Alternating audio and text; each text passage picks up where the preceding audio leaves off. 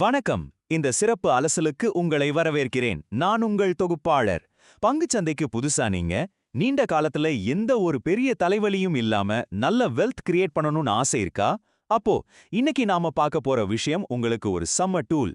இந்திய பங்குச்சந்தையோட மிக முக்கியமான ஒரு கருவியான நிஃப்டி 50 பத்தி தான் இன்னைக்கு நாம டீடைலா பார்க்க போறோம்.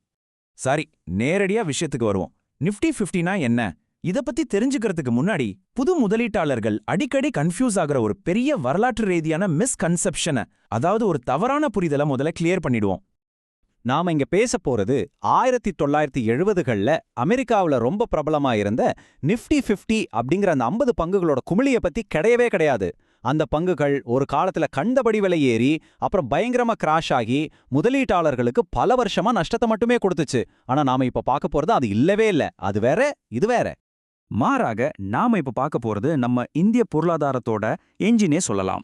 1996ல உருவாக்கப்பட்டு இன்னைக்கு இந்தியாவுல வெல்த் கிரியேட் பண்றதுக்கான ஒரு ஸ்ட்ராங்கான ஃபவுண்டேஷனா மாறி இருக்கிற நம்ம நிஃப்டி 50 குறியீட்டை பத்தி தான் நாம பேச போறோம்.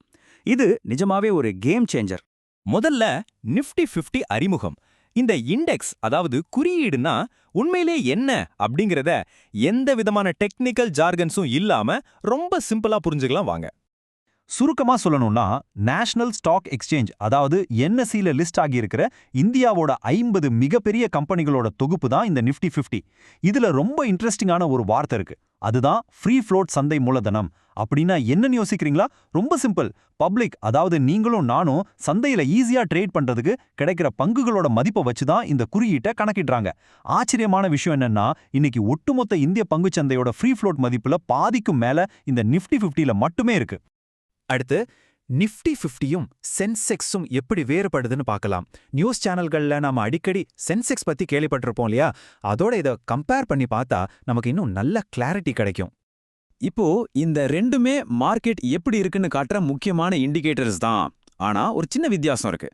சென்செக்ஸ் அப்படிங்கிறது பிஎஸ்சில லிஸ்ட் ஆகியிருக்கிற ஒரு 30 பெரிய வரலாற்று சிறப்புமிக்க கம்பெனிகளை மட்டுமே ட்ராக் பண்ணுது. ஆனா நிஃப்டி 50 அப்படி கிடையாது. இது என்எஸ்சில இருக்கிற பல்வேறு துறைகளை சேர்ந்த 50 கம்பெனிகளை உள்ளடக்குனது. அதனால மார்க்கெட் நிலவரத்தை இன்னும் கொஞ்சம் பிராடா, ரொம்ப டீடைல்டா நிஃப்டி 50 நமக்கு காட்டும். சரி, இப்போ இந்த குறியீட்டிற்குள்ளே என்ன இருக்குன்னு பாப்போம்.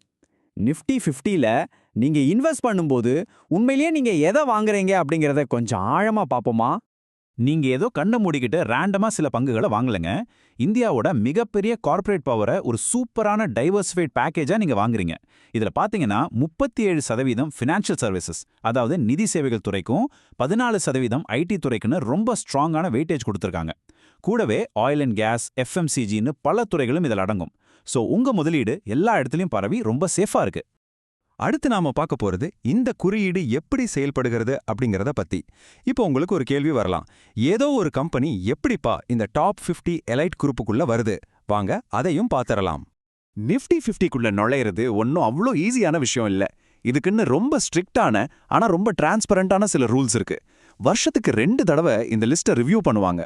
முதல்ல அந்த கம்பெனி நிஃப்டி 100க்குள்ள இருக்கணும். அப்புறம் அதோட ஷேர்ஸ் மார்க்கெட்ல 100% ஈஸியா ட்ரேட் ஆகிற மாதிரி இருக்கணும். அது மட்டும் இல்லாம கடந்த 6 மாச ஃப்ரீ ஃப்ளோட் மார்க்கெட் கேப் ஆவரேஜ்ல டாப் 50 இடத்துக்குள்ள வந்தாகணும். ரொம்ப டஃப் காம்படிஷன் தானே? ஆனா இந்த ஸ்ட்ரிக்டான ரூல்ஸ் தான் நிஃப்டி 50யோட பெரிய பலமே. இது ஒரு செல்ஃப் கிளின்சிங் மெக்கானிசம் மாதிரி, அதாவது தன்னைத்தானே சுத்தப்படுத்திக்கிற ஒரு சிஸ்டம் மாதிரி செயல்படுது. ஒருவேளை லிஸ்ட்ல இருக்கிற ஒரு கம்பெனி சரியா பர்ஃபார்ம் பண்ணல, இல்ல மார்க்கெட் வேல்யூ குறைஞ்சிடுச்சுன்னா அவ்வளவுதான். உடனே அந்த கம்பெனியை தூக்கிட்டு நல்லா வளர்ந்து வர ஒரு புது கம்பெனியை அந்த இடத்துல உட்கார வச்சிருவாங்க. இதனால நிஃப்டி 50 எப்பவுமே இந்தியாவோட டாப் கம்பெனிகளை மட்டுமே பிரதிபலிக்கும்னு நம்மளால உறுதியா சொல்ல முடியும். ஓகே, இப்போ நாம பாசிவ் முதலீட்டின் சக்தி அப்படிங்கிற பகுதிக்கு வந்துட்டோம். இதுவரைக்கும் நிஃப்டி 50னா என்ன, அது எப்படி வேலை செய்யுதுன்னு பார்த்தோம்.